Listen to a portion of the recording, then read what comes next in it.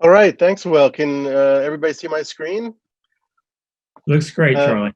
Great. So I'm Charlie Tahan. I've just taken on this role about a month ago as the first director of the National Quantum Coordination Office, which leads the National Quantum Initiative. Um, Part of that is being within the Office of Science and Technology Policy at the White House. So I'm going to tell you a little bit. Will asked me to talk a little bit about what's going on in the government in terms of coordination. My job is really to try to coordinate the U.S. government response to the National Quantum Initiative and to QIS more broadly. You know, in some sense, that's easy. The U.S., its universities, its national labs, its companies are already world leaders in quantum technology. Our goal at OSTP and in the NQCO is to accelerate that lead as much as we can, to expand American leadership in QIS. And that really boils down, at least to me, to four main areas. First, accelerate the science, tackle the hard science problems first. Second, grow and inspire the next generation of workforce and future scientists and engineers and entrepreneurs. Third, protect our research environment as we invest more and more into this technology so that the American people can take advantage, can reap the rewards of the new technologies that come out of it. And if we can do those things, I think we're gonna be successful. So let me go through those. Hopefully this will work. Okay, so if you look up back in time about 2 years, the 13 agencies, along with OSTP, released the National Strategic Overview for Quantum Information Science. So this is this is what we mean by coordination. We get the experts and senior technical leaders across the government to sit down and work together and try to work out what's the plan for um, accelerating our lead in quantum information science. And there were 7 main thrusts that came out of that. First is the science first approach. So there's still many questions in quantum computing, quantum sensing, and quantum networking that need to be resolved before this becomes a real economic driver. When will a quantum computer be useful is one of the first questions that Will asked. That's still an open question. How can quantum sensors beat what's already out there and being used every day? How can quantum networks, enable new applications? What are those applications? There's so many questions, and the best way to get to relevant technology soonest is to solve the hard science problems first. Second, the workforce. These are unique skills to be able to contribute in all these different areas of quantum technology. It's a very broad field. How do we inspire the next generation, convince them that there are amazing careers in this field for people to go into over their work career, but also how to educate mid-career people into being able to contribute to this new and exciting technology. Industry. So a key part of this is how do we nurture and grow, startups, existing companies, new entrants in the fields. How do we get them to work together to hire new people and to make transition from academic to actual technology? So industry is an important one. What is the infrastructure we need to do all those things? How do we maintain our economic and national security? And how do we take advantage of our international agreements, our friendly partners, to make all this happen? So those 6 thrusts are really what govern what we did. We released this report about 2 years ago when I was still executive secretary, and it still holds true today. So I encourage you to take a look at that. So shortly after that, at about Christmas, President Trump signed the National Quantum Initiative Act. And here, Congress legislated a few things. First, new quantum information science centers. So DOE will be setting up QIS centers. They'll be announcing them towards the end of the summer. NSF just announced 3 new QIS centers, Quantum Leap Challenge Institutes, and are expected hopefully to do more next year. NIST was called on to set up an industrial consortium to engage the nascent industry in quantum. An advisory committee was called for, and coordination across all of government. This is a national quantum initiative was called for. So all these agencies who have an interest, either as end users, as creators of the technology, as funders of science, work together to make this happen. Okay, so what does coordination actually mean? The government is a heterogeneous place. There are many different agencies. Each of them have their own mission. I encourage you to go to their websites and look. Some agencies' missions are to protect the country. Some are to invest broadly in science. Some are to pursue energy science research and associated technology. Every agency has their mission and objectives. It's our goal within the National Coordination Office and OSTP to coordinate them and try to create a unified response. Find out if there's missing pieces. When you look at the science, are there missing pieces that no one's covering? And then ask an agency to try to implement those pieces. And so there's a few formal ways that we do this. One is through the Subcommittee on Quantum Information Science, which was legislated in the NQI Act. That is co-chaired by DOE, NSF, NIST, the civilian agencies. Another is the ESSEX Subcommittee, or Economic and Security Implications of Quantum Science Subcommittee. This is co-chaired by DOD, NSA, and DOE, because remember, DOE has two parts, the Office of Science and the part that focuses on nuclear security. So there's two parts of DOE.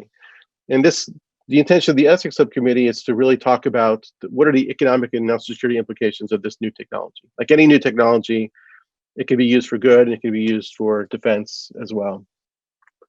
So that's important. And then there's the NQCO. So the NQCO, the Coordination Office, was legislated as part of the NQI, similar to what happened with the National Nanotechnology Initiative and other national type initiatives. It's hosted at OSTP in the Eisenhower Executive Office Building where I work. I'm the director, the first director. We have detailees from other agencies who come to help enact and push forward this vision. And we do a lot of different things. We create working groups to tackle some of the scientific challenges, to understand where the missing pieces are. We write reports that reflect what we're hearing back from the nation in terms of these legislated acts. We hold events, we create new partnerships, and so on. And these are the 13 agencies you see here. So in terms of implementation, the Trump administration is a very strong supporter of industries of the future, and has made very significant commitments to increase funding overall in quantum information science in particular. So particular one is the commitment to double investment in quantum R&D by FY22, which is a big increase across all the agencies working in quantum. And it's going to have a lot of big impacts. That's what's funding a lot of these new centers. So DOE, I just said, just last week said they're going to announce their new centers at the end of the summer. NSF last week announced their new Quantum Leap Institutes, one in sensing, one in computing, one in networking.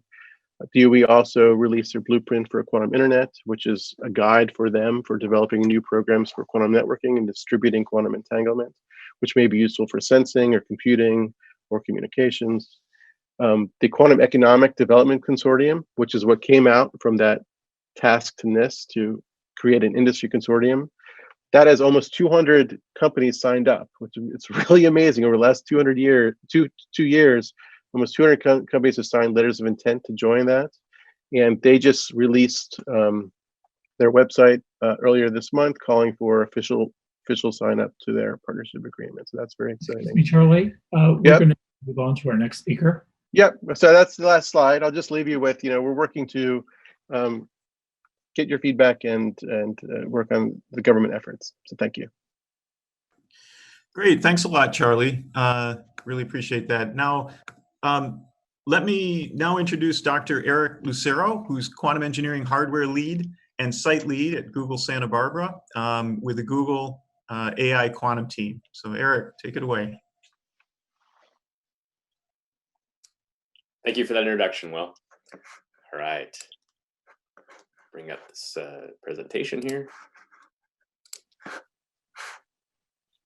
All right, you all seeing this okay? It's good, Erik. Thanks. Great.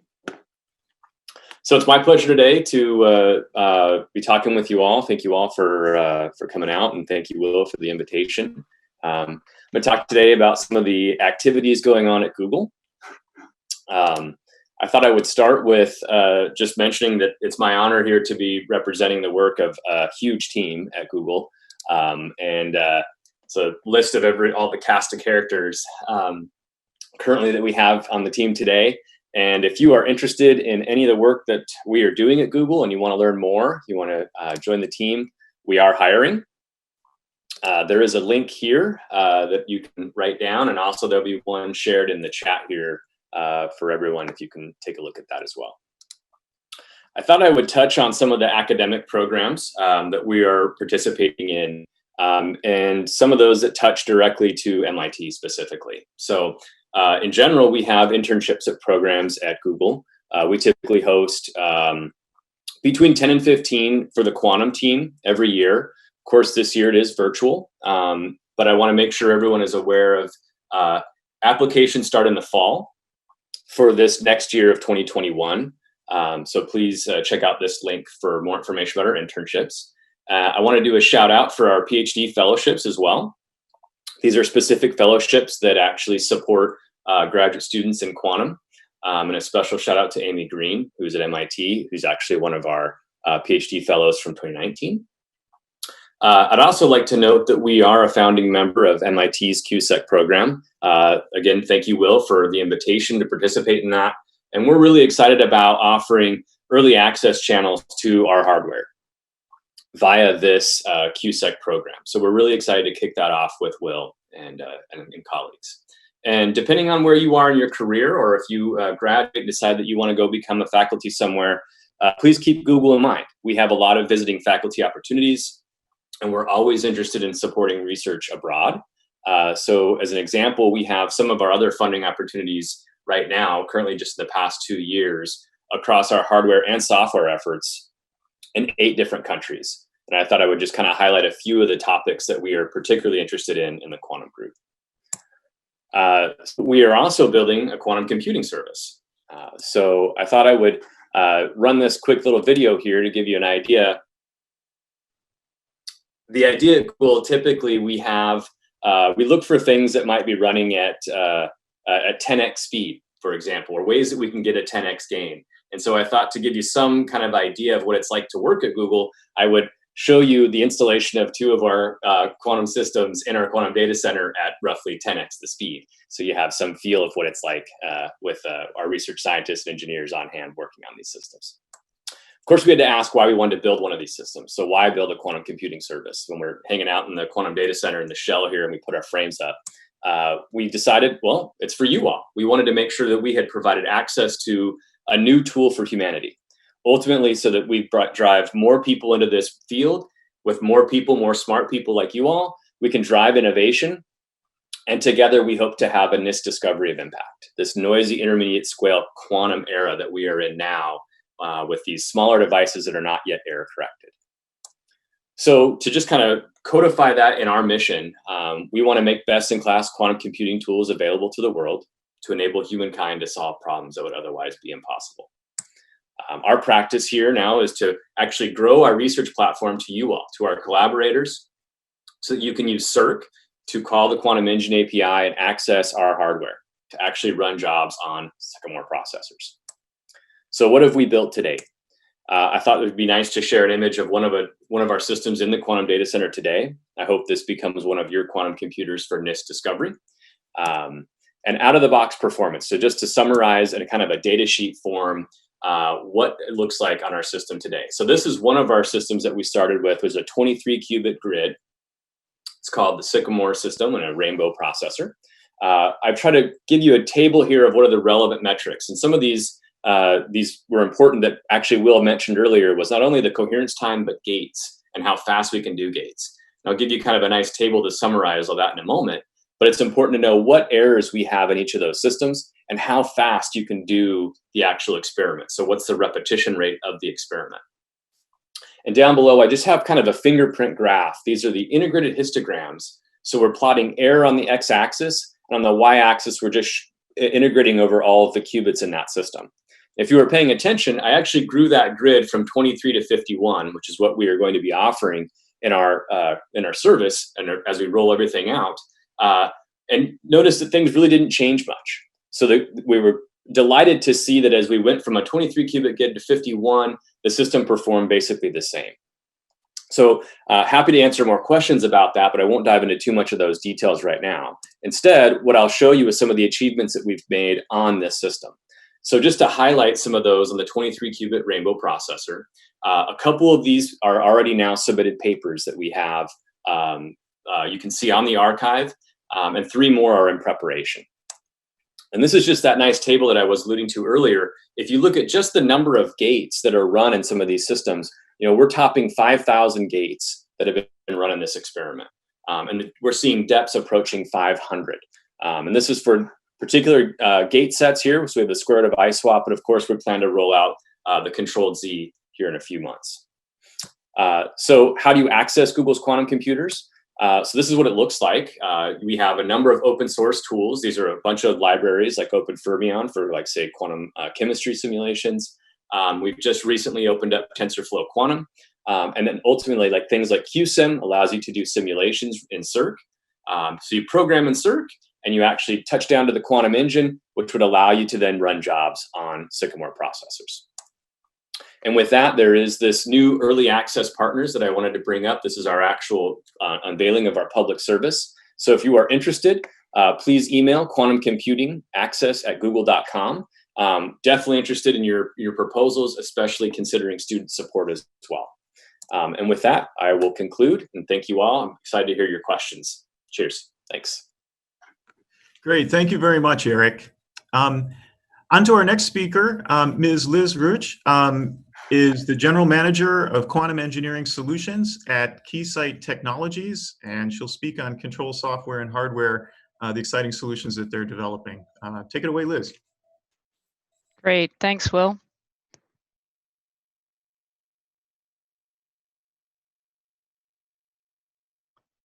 Can you all see my screen? Looks good. Great, thanks, Michael. Light on your face, Liz, would be good.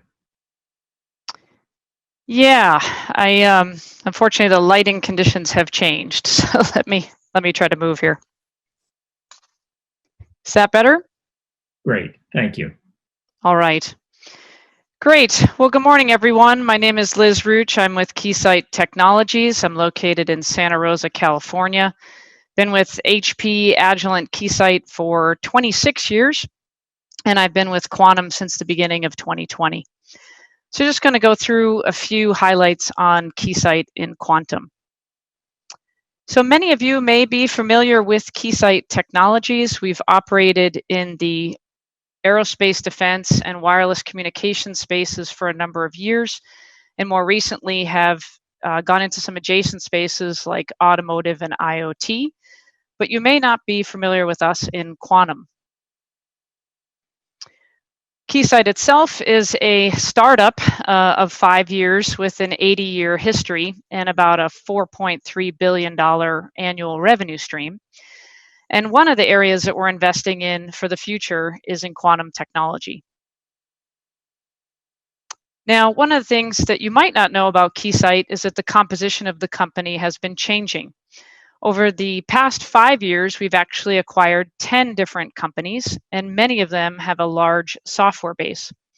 So where we've been traditionally known for doing physical layer test and measurement solutions, over the past several years, we've added companies like Anite, Ixia, and Prisma, extending our software up the software stack all the way up through layers 1 through layer 7. In addition, we've been making some investments in quantum. Several years ago, with the acquisition of a company called Signadyne, primarily for their hard virtual instrumentation technology, as well as their PXI, AWGs, and digitizers used in quantum control systems. And more recently, Labber, which is a software stack, part of the software stack used for quantum in order to set up instrument control, perform measurements, and visualize data. And what's exciting about Labber Quantum is, as a product, it was actually designed by quantum physicists. So a great addition to the Keysight team. Another way that we're investing in quantum is in key partnerships. So as Will mentioned in his presentation, we made a donation to the Equus team, And we will be excited to get the chance to get our hands on real qubits, cryogenic environments, as well as access to researchers working on various types of qubit technologies. So we're looking forward to seeing how our solutions can be tested in this environment and providing the best solutions for our customers. The second is that we're building out a quantum research center in Cambridge, Massachusetts, located very close to MIT. And so we are hiring as well. If you're interested, please contact us. Now, Keysight, as Will mentioned, is also focusing on 3 primary sub-markets for quantum. On the bottom left, you can see quantum computing, where over time we see significantly higher channel counts in terms of the number of qubits required for these systems. And we're also looking at quantum communications and quantum sensing, where qubit control is also necessary, but perhaps at a lower channel count, at least at the beginning. In addition, not shown on the slide, we're also interested in quantum materials measurements, which seems to be a hot topic with our customers today. So just a brief view of the Keysight portfolio in quantum. Some of the things that you may not be familiar with, again, one is our Labra software, which has recently come into the portfolio, along with our Pathwave FPGA toolkit, and we'll be introducing some quantum IP libraries in that environment. The second is we've got a lot of customers using our EDA tools for quantum simulation for things like device modeling as well as electromagnetics. And last but not least, we've even got some low noise systems to measure 1/f, which you can see alongside some of our parametric test instruments. So a lot of opportunities for us to help advance quantum in both university environments as well as commercial environments and aerospace defense customers. So Great, Michael? thank you very much, Liz. And now to our 4th panelist on quantum algorithms. Let me introduce Dr. Christopher Savoie. Christopher is the CEO of Zapata Computing, a startup company. Take it away, Christopher. Thank you.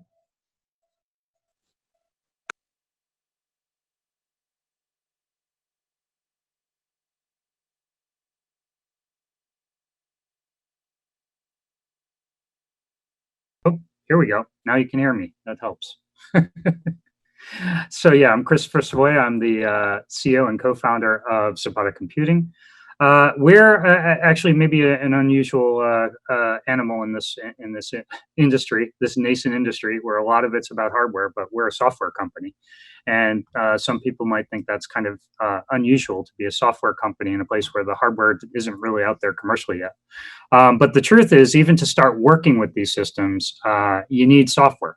And you need algorithms to actually make this stuff work. And that's what our company was founded to work on specifically and concentrate on the software side of things. We're named after Zapata Salazar, the revolutionary who promulgated the Mexican Revolution with the peasant revolt. And we're named that because of partly because of our the Mexican heritage of our my co-founder Alana Spiragushik, who is now at the University of Toronto but was at Harvard, where he pioneered some of the very important algorithms, near-term algorithms in quantum computing. One of which was the first variational algorithm. VQE is what it's called. It's a chemistry algorithm that runs on these NISQ near-term computers, noisy intermediate scale computers. That's every quantum computer right now is still in this noisy class of machines. And we were some of the pioneers in learning how to write algorithms for these noisy machines. Don't have a lot of time to go into the technical details of how that works, but if you get involved in the program, I hope, or you take Will's course here at MIT, you can learn about NISQ algorithms and why they're important in this phase of quantum computing. But we have, because of Alon and his students, including a lot of the team who do software at Google and at Intel and other places have been trained by Alon, we were able to attract a bunch of people on the software side of this equation to our company. We have over 18 now.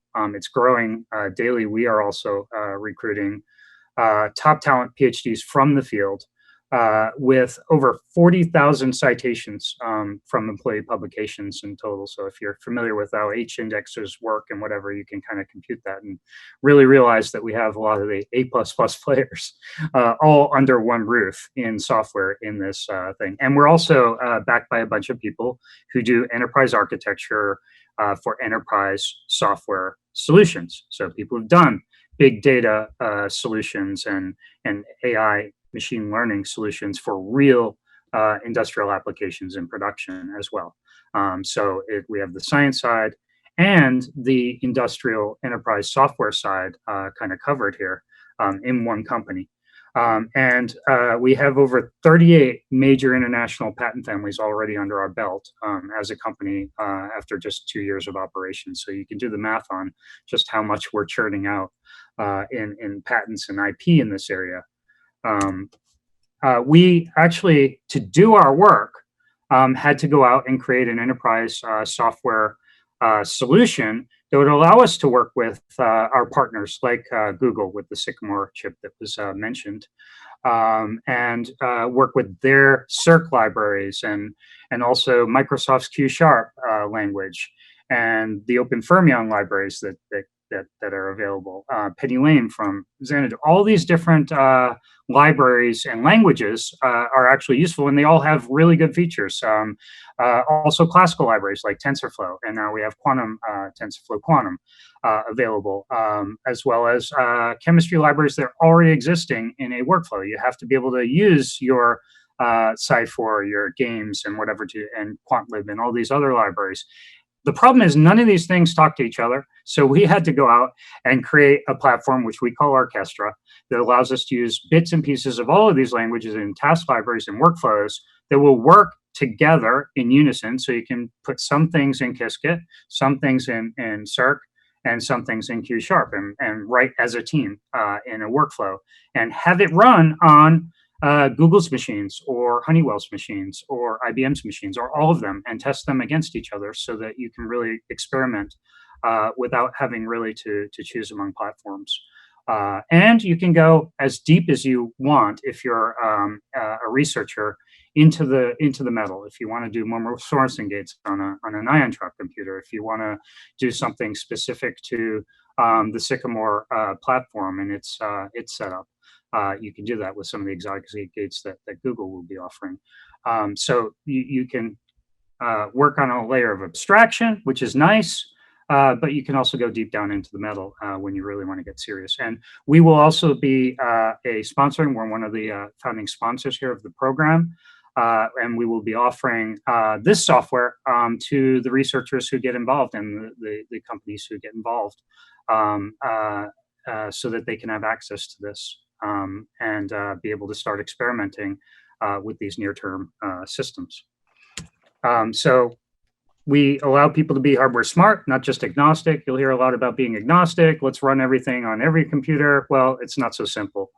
Each of these things are different, and we can get into that in detail maybe in the Q&A. But superconducting qubits are very different in a lot of ways from ion trap systems, and have different features that can be taken advantage of in each of those platforms.